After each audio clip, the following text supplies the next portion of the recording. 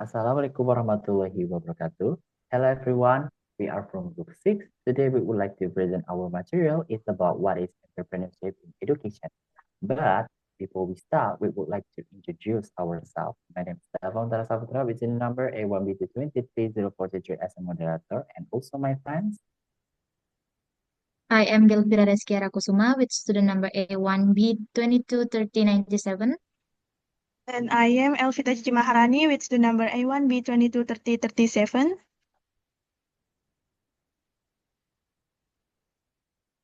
Next slide. Okay, so we are going to start about terminology of entrepreneurship in education. That will be explained by Elvira. Elvira, time is yours. Okay, before discussing the key idea, I would like to briefly explain what entrepreneurship in education means.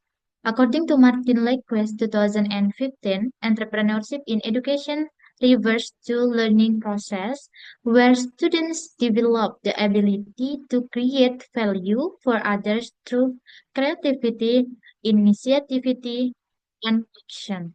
So the focus is not only on starting a business, but on developing an entrepreneurial mindset through meaningful learning experiences.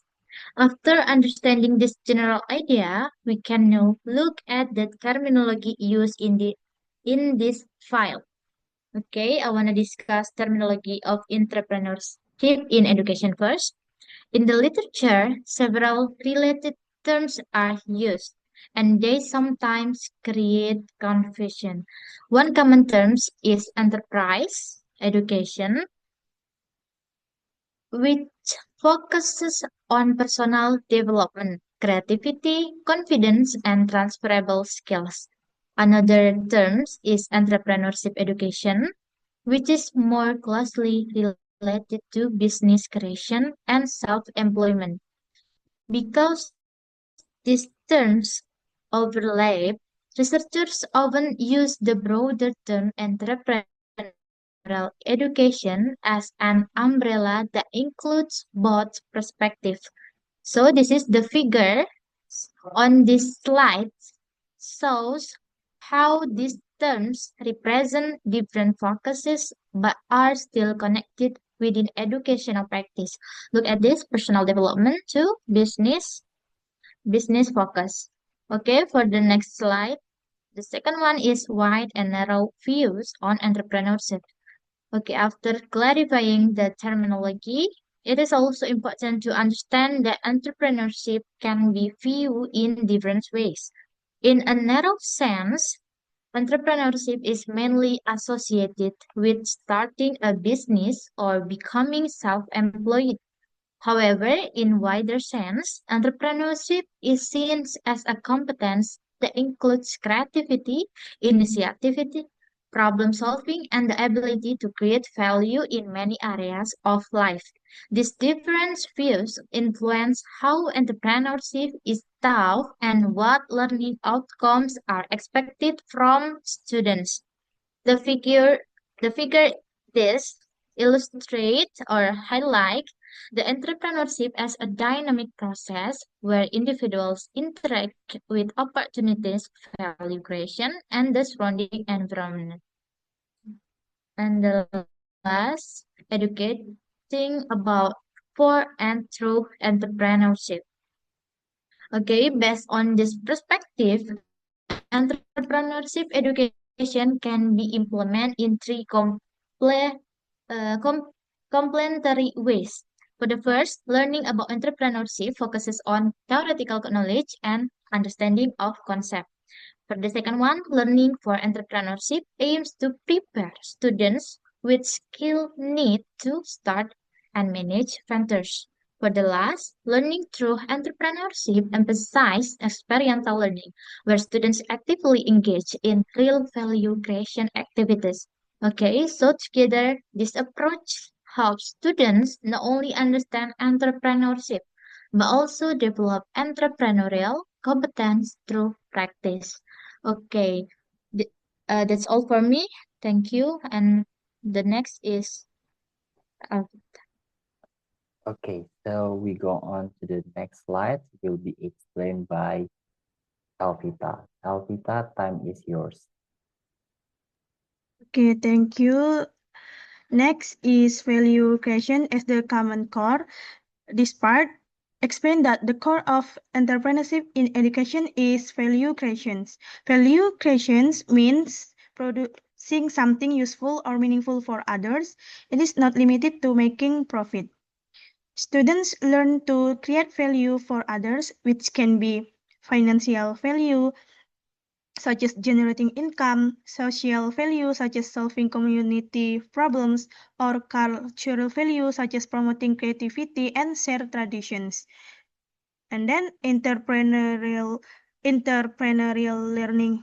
learning happens through learning by creating value, where students take initiative, identify opportunities, develop real situations, interact with people outside in the classroom, and then learn to handle uncertainty and possible failure. Next slide, please.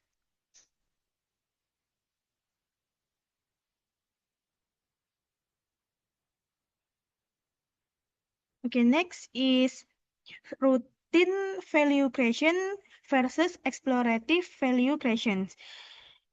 In this figure, distinguishes between routine value creation and explorative value creation.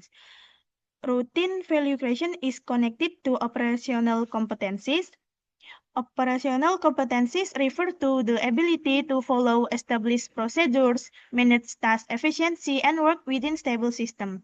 For example, completing tasks according to fixed instruction or improving existing process would be considered routine value creations. On the other hand, explorative value creation is connected to entrepreneurial competencies, and then entrepreneurial competencies involve innovations, opportunity recognitions, creativity, and acting under uncertainty. This means entrepreneurial education aims to move students beyond simply operating within existing systems. Instead, it encourages them to explore new possibilities, create innovative solutions, and generate new value. So the figure shows that the goal of entrepreneurial education is to develop entrepreneurial competencies that support explorative value creations. Next slide, please.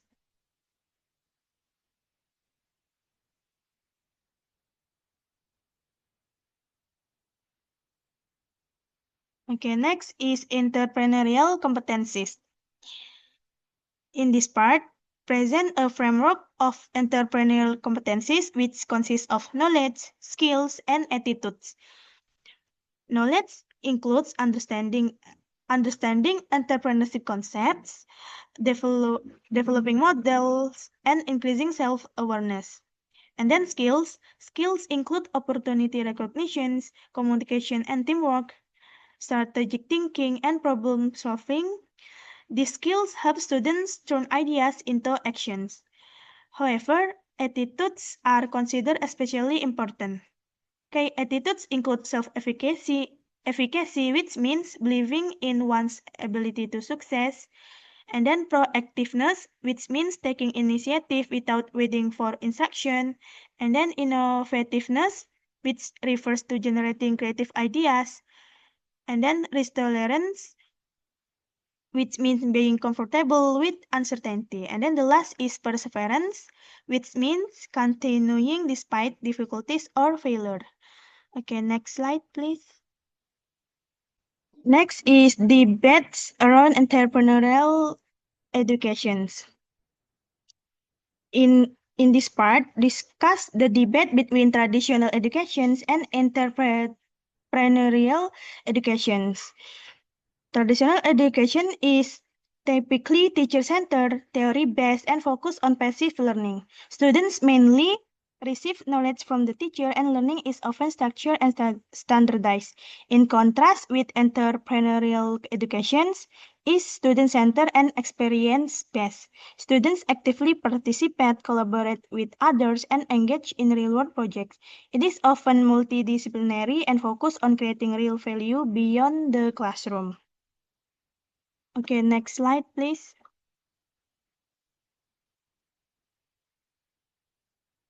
Okay, next is figure of dualistic debates on multiple levels. This figure illustrates this debate on multiple levels. On one side, traditional education emphasizes cultural structure and standardizations. On the other side, entrepreneurial education emphasizes creativity, flexibility, innovation, and adaptability. The debate exists in teaching methods, assessment system, and overall education goals. Okay, I think that's all from me. Back to the moderator. Okay, thank you, Elvita. Now we go on to the next slide that will be explained by me. Next slide, please. Okay, so it is about comparing entrepreneurial education to other pedagogical approach. It means that other pedagogy approaches. So commonly compare approaches. Entrepreneurial education is often compared with problem-based learning or PBL or project-based learning, or we know as PJBL, and the last is self-paced learning. Although they share similarities, example like authenticity and real-world focus, entrepreneurial education has a distinct characteristics. Next slide, please.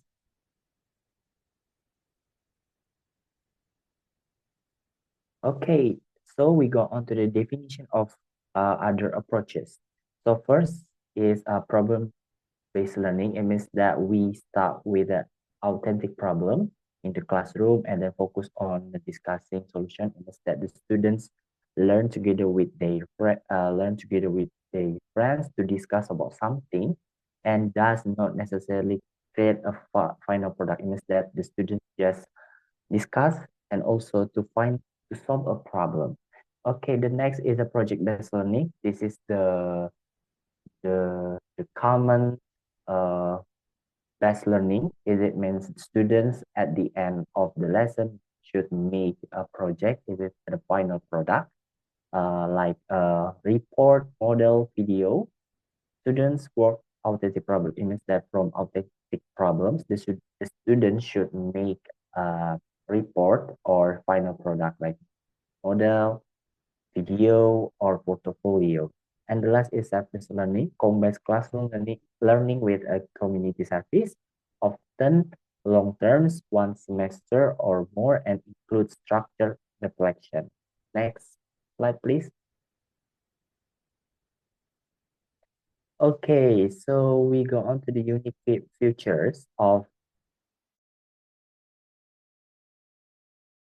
and it's not only solve problem, but also identifying the opportunities. So it will help the students not only solve the problem, also they will know or find the opportunities. Okay, so next is value creation for external stakeholders. It means that the students make a value for stakeholders like government, parents, or school, and then collaboration with real world partners, innovation and newness, interactive experimentation, reward action and interaction, working across extended periods and accepting risks of failure.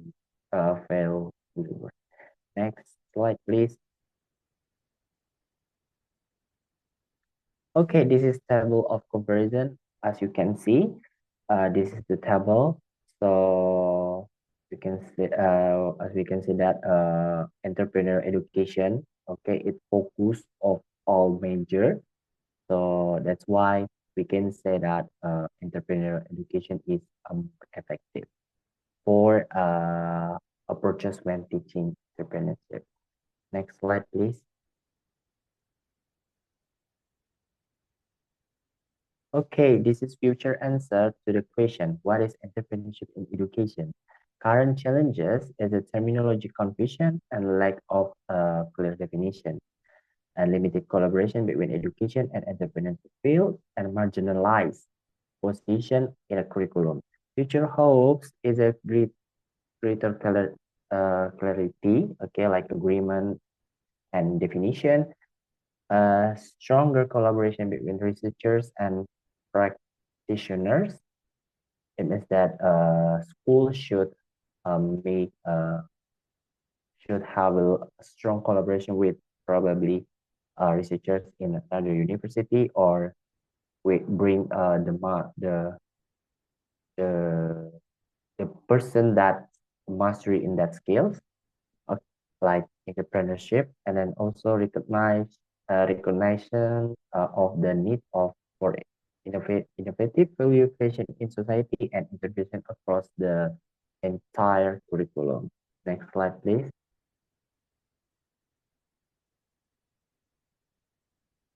Okay, so this is the last before we go on to the conclusion. What needs to be developed? Okay, from entrepreneurship in education.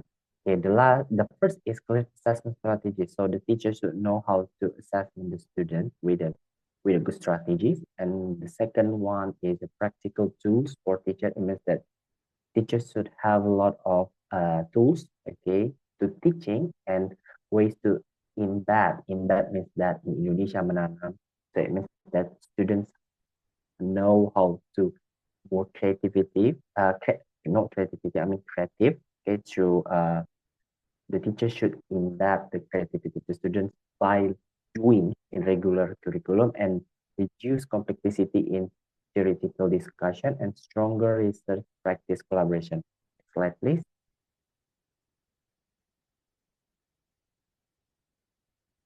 Slide, please.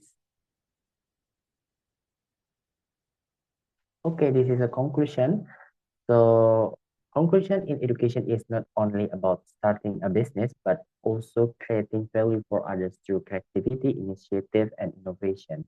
Its core concept is a value creation, which can be fin- financial, social, or culture. It develops students' knowledge, skills, and attitudes such as self-confidence, proactiveness, and perseverance.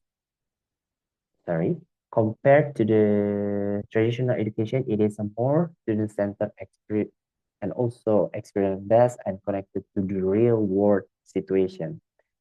Entrepreneurial education encourages students to identify the opportunities with collaboration with the others.